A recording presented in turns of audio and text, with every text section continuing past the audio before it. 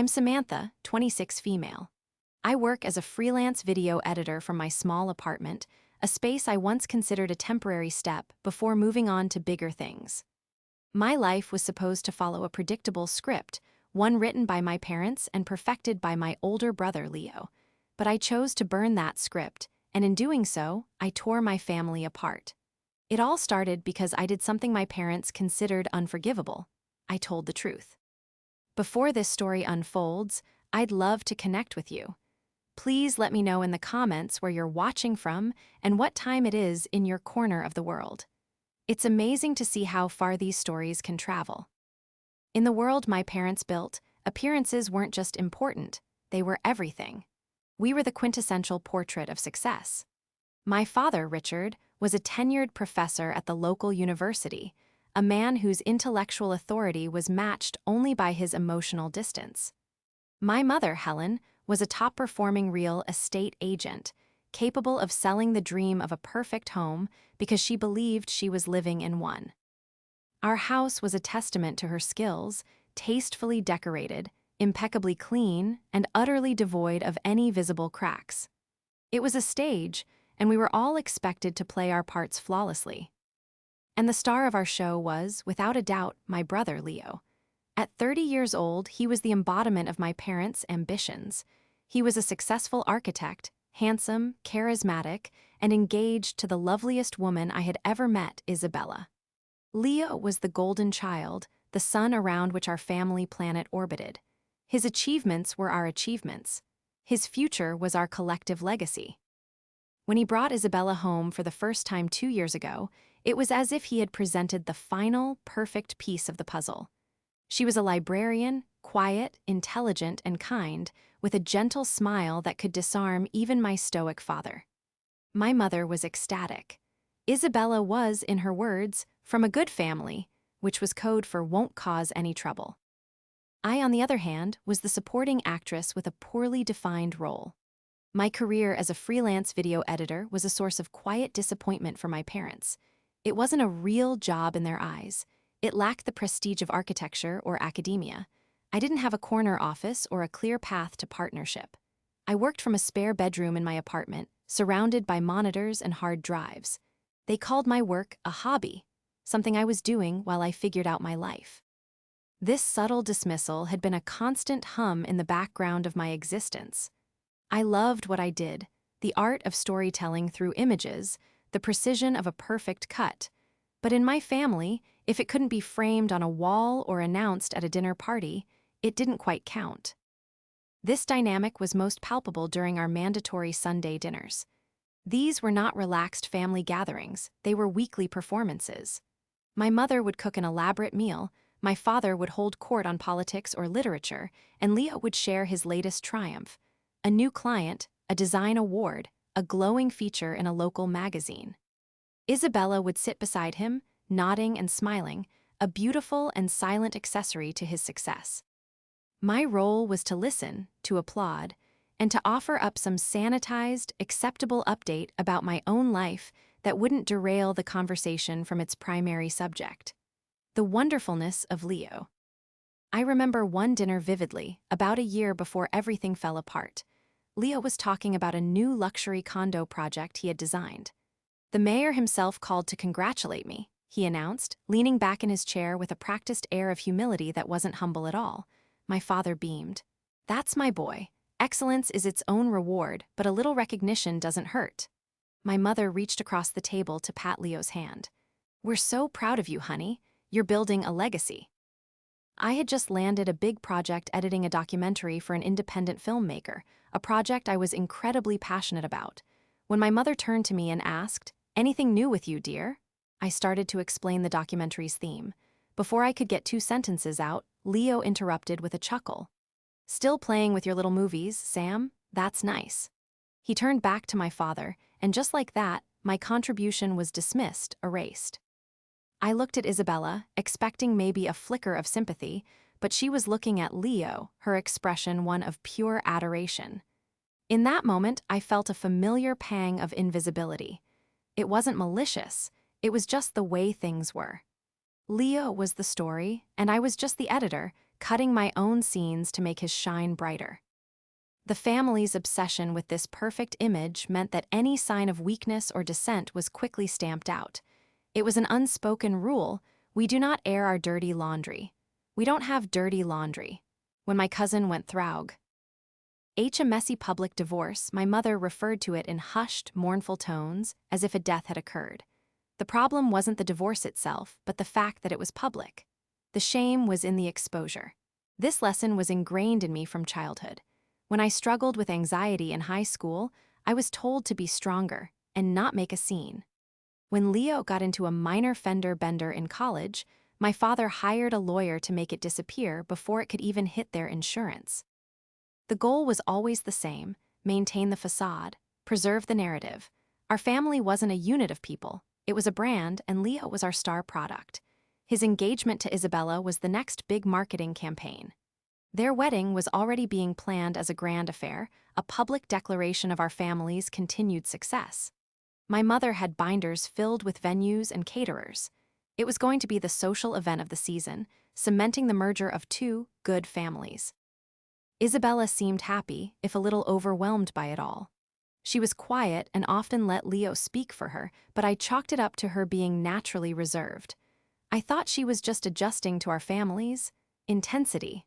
I liked her. I genuinely believed she was a wonderful addition to our family, and I was happy for my brother. I thought he had found someone who tempered his arrogance with her grace. I had no idea that behind the closed doors of their perfect, architect-designed home, the facade was already beginning to crumble. The first crack in the facade appeared not as a dramatic shattering, but as a faint tremor I almost dismissed as my own imagination. It happened about 6 months before the end. My parents were on a 2-week cruise, a celebration of their 35th anniversary, and had asked me to water their plants and check on the house. Their home was only a 10-minute drive from my apartment, so it was no trouble. One evening, after watering the orchids my mother doted on, I realized I'd left my laptop charger at their place during the last Sunday dinner. I knew I had a big editing deadline, so I sent a quick text to Leo, asking if I could swing by his place to borrow his, since he used the same model.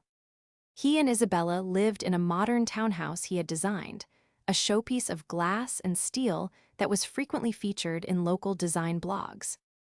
He replied almost instantly, "Sure, come by, doors unlocked, we're just having a quiet night in." His tone seemed normal, casual. When I pulled up about 20 minutes later, the house was dark except for a soft glow from the upstairs living area. As he'd said, the front door was unlocked. I let myself in quietly, calling out, "Hello, it's just me, Sam." There was no answer. I figured they were on the upper floor and couldn't hear me. Their townhouse had a reverse floor plan, with the bedrooms on the ground floor and the open-concept kitchen and living room on the second floor to maximize the view. I headed up the floating steel staircase, my footsteps echoing in the silent house. As I reached the top of the stairs, I heard their voices. They were low, indistinct at first. I was about to call out again when the tone of Leo's voice stopped me cold. It wasn't the confident, charming voice he used in public. This was different. It was sharp, guttural, and laced with a chilling venom. "Is that what you think? That you can just make me look like an idiot and I'll say nothing?" he hissed. I froze at the edge of the hallway leading to the living room, concealed by the shadows. My heart started to pound. I felt like an intruder, but I was rooted to the spot. "No, Leo, of course not." Isabella's voice was a fragile whisper, trembling and pleading. "It was just a comment. My friend was asking why we hadn't set a final date, and I said we were still deciding on the season." "You said you were still deciding," he cut her off, his voice rising. "You made it sound like I was dragging my feet, like I wasn't committed. Do you have any idea how that looks? Richard and Helen are asking questions. My partners are asking questions. You made me look weak." I peeked around the corner. The room was lit only by the cool blue light of the television. Leo was standing over Isabella, who was curled into the corner of their large leather sofa. He wasn't touching her, but his posture was so aggressive, so menacing, that he might as well have been. He was leaning in close, his finger jabbing the air near her face. She was flinching with every word he spoke. "I told you," he continued, his voice dropping to a terrifyingly calm growl, "we present a united front." We are a team, and you are on my team. That means you follow my lead. Do you understand me? Yes, she whispered, her voice barely audible. I'm sorry, it won't happen again. Good, he said, finally straightening up. He walked over to the wet bar, his back to her, and poured himself a drink as if nothing had happened. The sudden shift back to normalcy as almost more disturbing than the anger itself. Isabella remained on the sofa, her arms wrapped around herself, looking small and broken. I could see her shoulders shaking from silent sobs. My blood ran cold. I had never, ever seen this side of my brother. The Leo I knew was arrogant, sure, and a bit of a narcissist, but I never thought he was cruel. This was more than just a simple argument. This was a calculated and brutal display of control. The way he spoke to her, the way he towered over her, it was pure intimidation. I backed away slowly, my feet silent on the hardwood floor. My quest for a laptop charger was completely forgotten. My only thought was to get out of that house without them knowing I was there. I crept down the stairs, my hand shaking so much I could barely grip the railing. I slipped out the front door, pulling it gently shut behind me. I sat in my car for a long time, the engine off, just trying to process what I had witnessed. My mind was racing, trying to find an explanation, a justification. Maybe he was having a bad day, maybe he was under a lot of stress from work. Maybe I had misunderstood the context. But I couldn't shake the image of Isabella cowering on the couch, or the sound of Leo's voice dripping with contempt. It was the whisper of a bully, the tone of a man who enjoyed the fear he was creating. Was this a one-time thing, an ugly argument that went too far, or was this their reality, hidden behind the perfect facade of their designer home? I drove home in a daze, the conversation replaying in my mind. For the first time, I looked at the perfect family portrait we had all worked so hard to maintain, and I saw a crack. A deep, ugly crack that I was now terrified to look at too closely, for fear that the entire thing would shatter. The weeks following that night at Leo's townhouse were unsettling. I was haunted by what I had seen and heard. At the next Sunday dinner, I watched my brother and Isabella like a hawk. On the surface, everything was perfect. Leo was his usual charming self, draping his arm around Isabella, calling her my love, and making everyone laugh with a story about a difficult client. Isabella smiled and played her part, but I saw something in her eyes that wasn't there before, or perhaps I had just never bothered to look. It was a subtle weariness, a guardedness that flickered behind her polite smile. When my mother complimented her on her dress, she seemed to shrink a little, her eyes darting to Leo for a split second, as if seeking his approval before she could accept the praise. I tried to bring it up with her subtly. A few days later, I asked her to meet for coffee, just the two of us. We met at a small cafe near her library. Is everything okay? I asked, trying to sound casual. You seemed a little quiet on Sunday. She gave me a small, practiced smile. Oh, I'm fine, just a little tired. Work has been busy. She was building a wall, and I didn't know how to get past it without revealing what I knew. I pushed a little harder. Leo seems really stressed with the condo project. Is he always that intense? I watched her face carefully. A shadow crossed her features for a moment. He puts a lot of pressure on himself, she said, choosing her words with extreme care. He just wants everything to be perfect. Her response was a masterpiece of deflection. She was protecting him, or maybe she was protecting herself. I left that coffee meeting feeling more worried than ever. Her denial was more damning than a confession. She was living in a state of high alert, and I was the only one who seemed to see it. My mind, trained to analyze footage, to look for the details that tell the real story, couldn't let it go. I needed to know what was really happening. I knew I couldn't just ask again. I needed proof, something concrete that I couldn't rationalize away. That's when the idea came to me, an idea born from my profession, an idea that felt like a terrible violation of privacy, but one I couldn't shake. I owned several pieces of high-end recording equipment, including a tiny, discreet nanny cam. It was about the size of a sugar cube, with a wide-angle lens and motion-activated recording. I had bought it a while back for a security-focused project and had never used it since. The opportunity came a week later. My mother called me in a panic.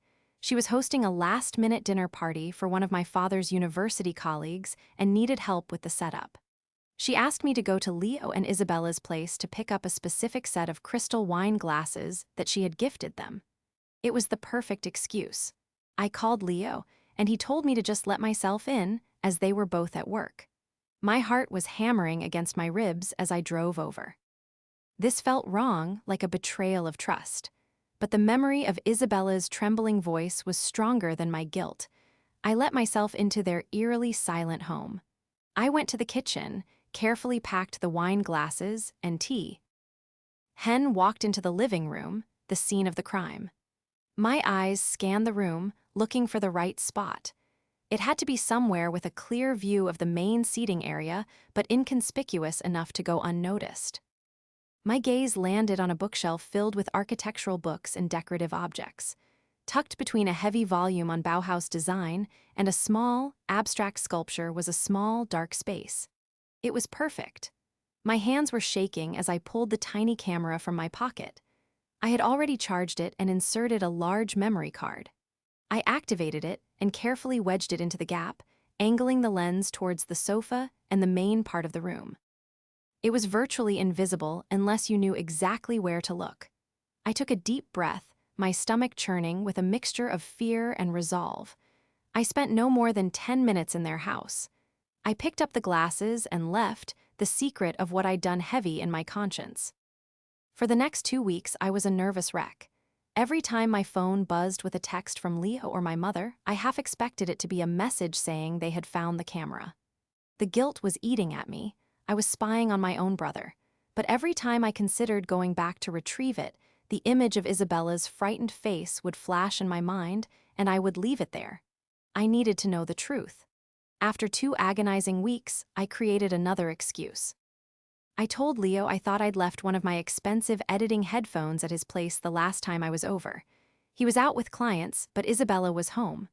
"Sure, come look," she said on the phone, her voice sounding strained. When I got there, she let me in, but she seemed distant and distracted. There was a faint, almost imperceptible bruise on her left cheekbone, clumsily covered with makeup. My blood ran cold. "Are you okay?" I asked, my voice softer than I intended. "You look pale." "I'm fine," she said quickly, not meeting my eyes. "Just a headache." I pretended to look for my headphones, my heart pounding. I made my way to the living room, and while her back was turned, I quickly and discreetly retrieved the tiny camera from the bookshelf. I put it in my pocket, my fingers closing around the small, cold device. It felt like a bomb. I made my excuses and left as quickly as I could. I didn't get back in my car. I walked a few blocks to a nearby park and sat on a bench, my hands trembling. I couldn't wait until I got home. I pulled out my laptop, took the memory card out of the camera, and slid it into the card reader. The device was motion-activated, so there were dozens of small files.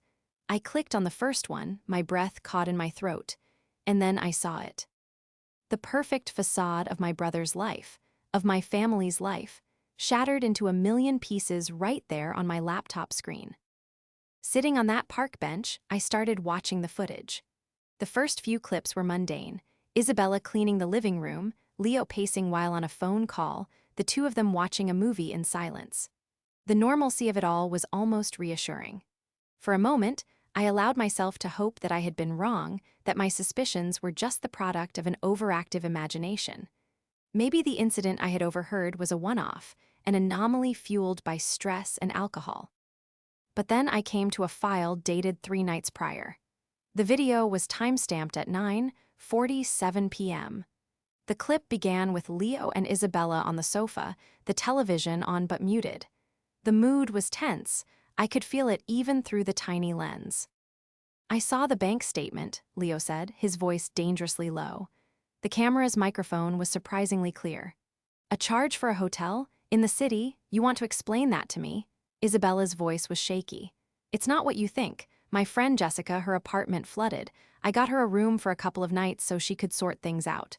"Jessica," Leo scoffed, standing up. "You expect me to believe that? You're lying. Who is he?" "There is no one."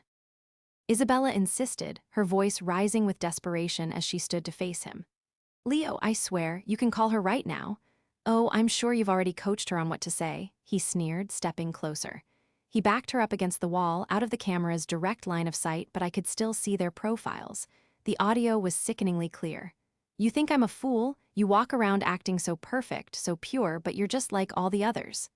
"That's not true," she cried out. Then came the sounds. A sharp, sickening thud, followed by a gasp and a soft cry from Isabella. My hands flew to my mouth, a sob catching in my throat. He had hit her. The video didn't capture the impact, but the sound was undeniable. He had hit her. "Don't you ever raise your voice to me again." Leo's voice was a venomous whisper. "Don't you ever make me look like a fool. You are mine, do you understand?" "Yes," she whimpered, the sound choked with tears. "I understand." The rest of the clip was just the sound of her quiet, broken sobs. I slammed my laptop shut, my body trembling with a mixture of rage and horror. The bruise I had seen on her cheek was not from a headache. It was from my brother's hand. He was a monster, hiding in plain sight, protected by the armor of his success and our family's pristine reputation. The question of what to do next consumed me. My first instinct was to confront Leo, to scream at him, to make him pay. But I knew that would do nothing. He would deny it. He would twist it, lie, and manipulate the situation until I looked like the crazy, jealous sister. He would turn our parents against me in a heartbeat. They would choose to believe his lies over any accusation I could make. Their entire world was built on the foundation of his perfection. Admitting he was an abuser would mean admitting their entire lives were a lie. They would never do it. They would sacrifice me, and more importantly, they would sacrifice Isabella to protect their perfect facade. My thoughts then turned to Isabella. I had to show her the video. I had to empower her to leave, to go to the police. But as I thought about our coffee meeting, about the careful way she deflected my questions, I realized she was terrified.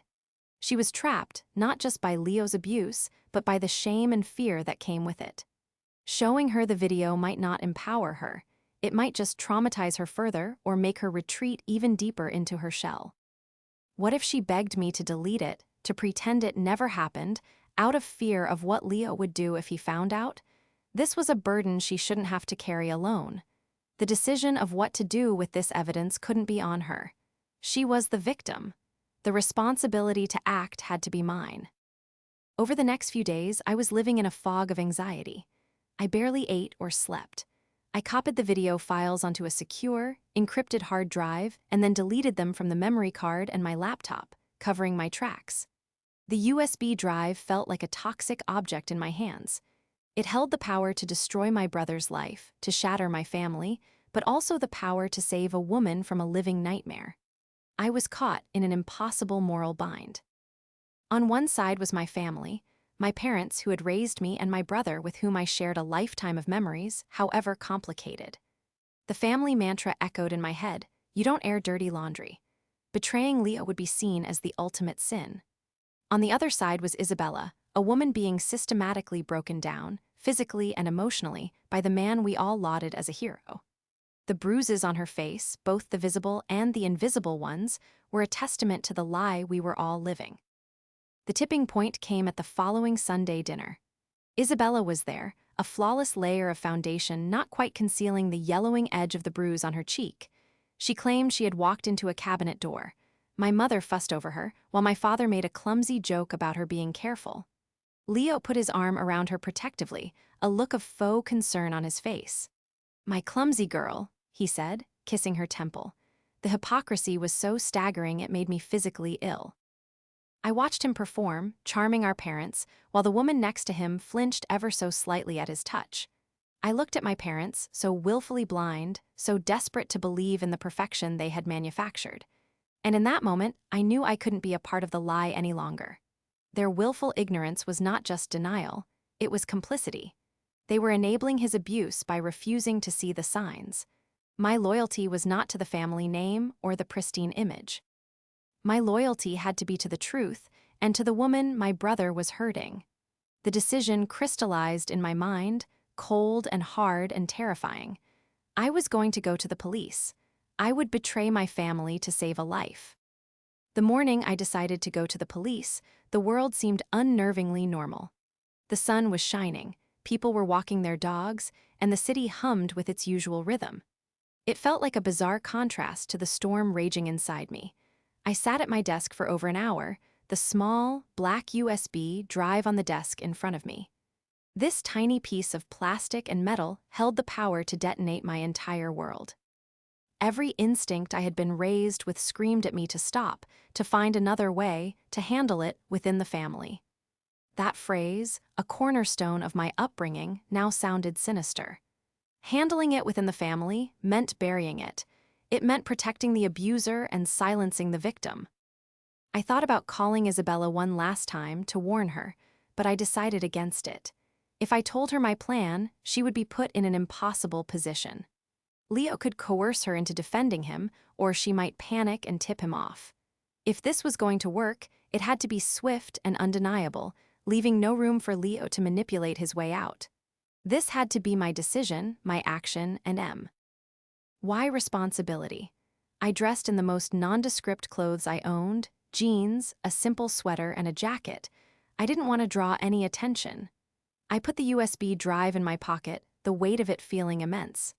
As I walked to my car, I sent a single, brief text to Isabella.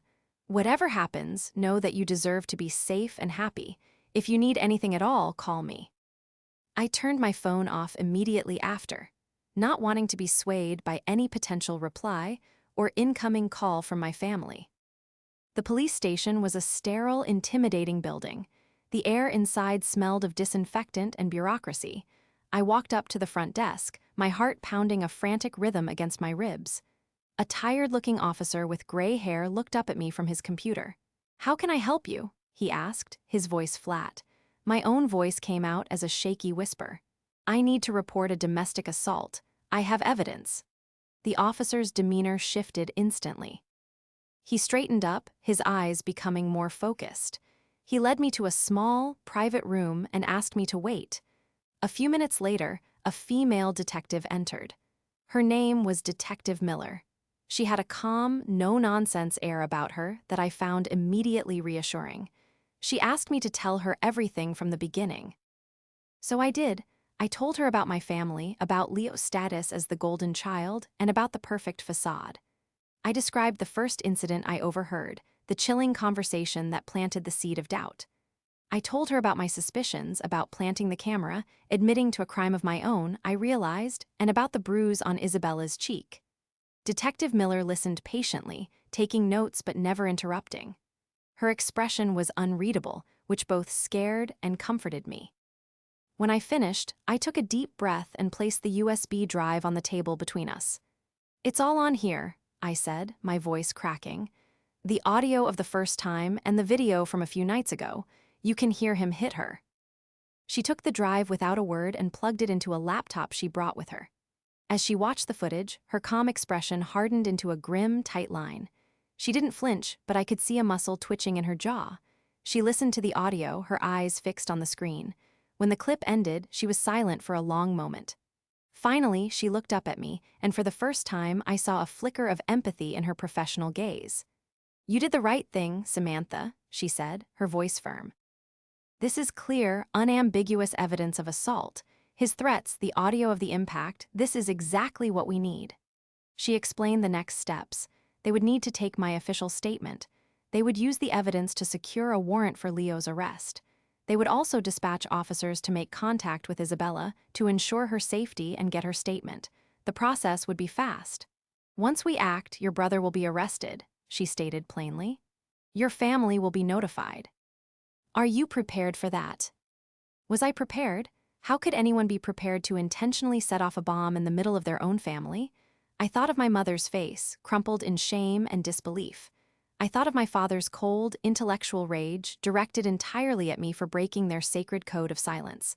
I thought of Leo, his charisma curdling into pure hatred when he realized who had betrayed him. I wasn't prepared at all, but I was resolved.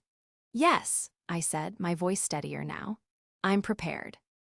I spent the next 2 hours giving a detailed, formal statement, signing papers, and answering questions. As I finally walked out of the police station, the afternoon sun felt harsh and alien. The world was still moving on as normal, but mine had irrevocably changed. I had crossed a line, and there was no going back. I turned my phone back on. There were no new messages. It was the calm before the inevitable, devastating storm. I drove not to my apartment, but to a cheap motel on the outskirts of town. I knew I couldn't go home. It wouldn't be my home for much longer. I paid for a room in cash, locked the door behind me, and sat on the edge of the stiff bed, waiting for the life I had known to end. The call came 3 hours after I left the police station. It wasn't from my mother or father, but from an unknown number. It was Detective Miller. "Samantha," she said, her voice professional and even. "I wanted to let you know that we have taken your brother into custody. He was arrested at his office an hour ago. We also made contact with Isabella at the library." She was reluctant to talk at first, but when we informed her that we had evidence and that Leo was already in custody, she corroborated your statement. She's safe now. A wave of relief so profound it almost buckled my knees washed over me. Isabella was safe. She had confirmed it. I hadn't destroyed my family for nothing. "Thank you," I whispered, my voice choked with emotion. "Thank why?" "Oh, for believing me." "You're the one who came forward," Detective Miller replied.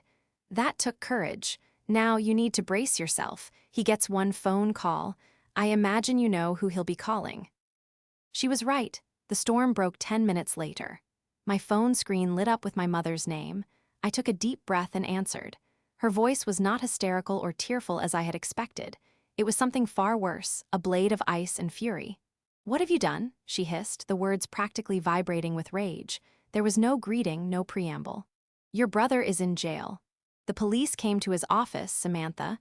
They put him in handcuffs in front of his partners. His career is over. Our name is ruined, and it was you. He told us it was you." "Mom, he hurt Isabella," I said, trying to keep my voice steady. "I have proof he was abusing her." "Lies," she shrieked, the icy control finally cracking. "Isabella is a confused, emotional girl. Leo would never, he loves her. You have always been jealous of your brother, always lurking in the shadows, resentful of his success. You did this to destroy him because you could never measure up." The accusations were so absurd, yet so predictable that they almost took my breath away. Of course, this was my fault. Of course, it was about jealousy. In their narrative, Leo could do no wrong, so anyone who claimed otherwise had to have a malicious agenda. "That's not true, and you know it," I said, my voice gaining strength. "I did this to protect someone." "Protect someone?" she laughed, a bitter, ugly sound. "You've destroyed this family. Your father can't even speak. We are disgraced. We are the talk of the town, all because of your selfish, wicked lies." Then came the final blow, the words that I knew were coming but still landed with the force of a physical impact. "Don't come home," she said, her voice dropping back to that terrifying, cold whisper.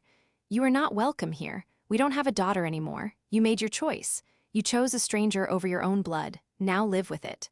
The line went dead. I sat on the motel bed, the phone still pressed to my ear, listening to the silence. I had expected anger, but I hadn't been prepared for the sheer venom, the complete and total severance. There was no room for doubt, no question of the truth, just a swift and brutal excommunication. An hour later, my father called. His approach was different but no less devastating. He didn't yell. He spoke to me as if I were a failed student, a hopeless case he was reluctantly dismissing. "Samantha, I want you to comprehend the magnitude of your actions," he began, his voice dripping with condescending disappointment. "You have not only jeopardized your brother's professional future, you have brought public shame upon this family. You chose to involve outsiders in a private matter. Whatever disagreements Leo and Isabella were having, it was their business to resolve. You have used a sledgehammer to kill a fly, and you have shattered everything in the process." "He hit her, Dad," I said plainly, cutting through his academic pontificating. "It wasn't a disagreement, it was a crime." There was a pause. "There are two sides to every story," he said coolly. "And you have appointed yourself judge, jury, and executioner. You have betrayed the fundamental principle of family loyalty. I have nothing more to say to you. Your mother has already packed your remaining belongings from your old room. We will leave them on the porch. A friend can pick them up for you." He hung up, that was it. My belongings on the porch like garbage to be collected. I was officially an outcast, kicked out not just from their house, but from their lives, from my entire history. The pain was immense, a physical ache in my chest. But underneath the pain, a strange sense of clarity began to form. They hadn't even asked to see the evidence. They hadn't asked if Isabella was okay. Their only concern was the facade, the reputation, the shame. They were mourning the death of their perfect image, not the fact that their son was an abuser or that their future daughter-in-law was a victim. My act of betrayal, as they saw it, was not in hurting Leo, but in telling the truth in a place where it could be heard. I had broken the one sacred rule. I had aired the dirty laundry, and they could never forgive me for it. I lay back on the cheap motel bedspread, staring at the water-stained ceiling, feeling utterly alone, but, for the first time in my life, completely unburdened by the weight of my family's lies. The days that followed were a blur of legal proceedings and personal fallout. Leo was released on bail, paid for by my parents, who also hired the most expensive defense attorney in the city. The story was, as my mother had feared, all over the local news. Prominent local architect arrested for domestic assault. The articles mentioned that the evidence was provided by a family member. I became a G. Host in my own story, the unnamed sister who had committed the ultimate familial betrayal. My parents launched a full-scale campaign to salvage Leo's reputation. They gave statements to the press through their lawyer, describing the situation as a tragic misunderstanding, and me as a troubled individual with a history of jealousy. They were trying to discredit me, to paint me as an unreliable narrator in the story of our family. It was brutal, but it was also predictable. The one point of light in this darkness was Isabella. She called me the day after the arrest, her voice quiet but clear. "Samantha," she said, I don't know how to thank you." "You don't have to thank me," I told her, relief flooding my system. "I'm just so sorry it took me so long to do anything." "You did something no one else would," she said, and I could hear the tears in her voice. "You saw me. For a long time, I felt invisible. I started to believe that it was my fault." "He is so good at making you believe that." She had moved in with her friend Jessica, the one from the hotel story, which had been true all along and had filed for a restraining order. She was scared but resolute. She told me she would testify. She would not let him get away with it. Her courage gave me strength. We weren't a family by blood, but in that moment, we were bound by a shared truth. We became each other's support system. We talked every day, navigating the legal maze together. Her friendship was the anchor that kept me from drifting away in the sea of my family's rejection. The court case was set for 3 months later. In the end, Leo never faced a jury. The evidence was too overwhelming. The video and audio recordings were irrefutable. Faced with the certainty of a conviction, Leo, on the advice of his high-powered lawyer, accepted a plea bargain. He pleaded guilty to a lesser charge of assault. He avoided significant jail time, but was sentenced to 2 years of probation, a mandatory anger management program, and community service. His architect's license was suspended pending a review. His career wasn't over, but it was irrevocably tarnished. The perfect future my parents had banked on was gone. I attended the sentencing. I sat on one side of the courtroom with Isabella. My parents sat on the other side with Leo. They stared straight ahead, never once looking in my direction. When Leo was sentenced, my mother let out a quiet sob, and my father put a comforting arm around her. They looked like a grieving family. They still couldn't see that they were comforting the villain and had exiled the person who stopped him. As we left the courthouse, I passed them in the hallway. Our eyes met for a fraction of a second. I saw no regret in their faces, no flicker of understanding. I saw only cold, hard anger and a profound sense of loss for the son they thought they had, not the one they actually did. In their eyes, I was the one who had destroyed him. In the months that followed, I started to build a new life, one free from the obligation of maintaining a facade. The silence from my family was absolute. I was erased from their lives. It was painful, a constant, dull ache of loss for the family I wished I had. But it was also liberating. I no longer had to perform at Sunday dinners. I no longer had to shrink myself to make my brother look bigger. I focused on my work, taking on projects that I was passionate about. I started to build a community of friends who valued me for who I was, not for my family name. My friendship with Isabella deepened into a sisterhood. We had been forged in a fire, and our bond was unbreakable. We helped each other heal, celebrating small victories, a good day at work, a peaceful evening without fear. She started volunteering at a women's shelter, using her experience to help others. She was finding her voice, and it was beautiful to witness. About a year after the sentencing, I received a letter. It was from my mother. It was short and formal. She wrote that my father had been offered a position at a university in another state, and they were selling the house. The house that was our stage, the monument to our family's perfection, was being dismantled. She wrote that she hoped one day I would understand the damage I had caused. There was no apology, no softening, but I read something between the lines, a quiet admission of defeat. Their perfect world had crumbled, and they were running away from the rubble. I did not write back. I had chosen my conscience over my bloodline. I had chosen an uncomfortable truth over a beautiful lie. It cost me my family, but it allowed me and Isabella to be free. It was a trade I would make again in a heartbeat. My old life was gone, but the one I was building in its place was real, it was honest, and it was mine. And for the first time, that felt like more than enough.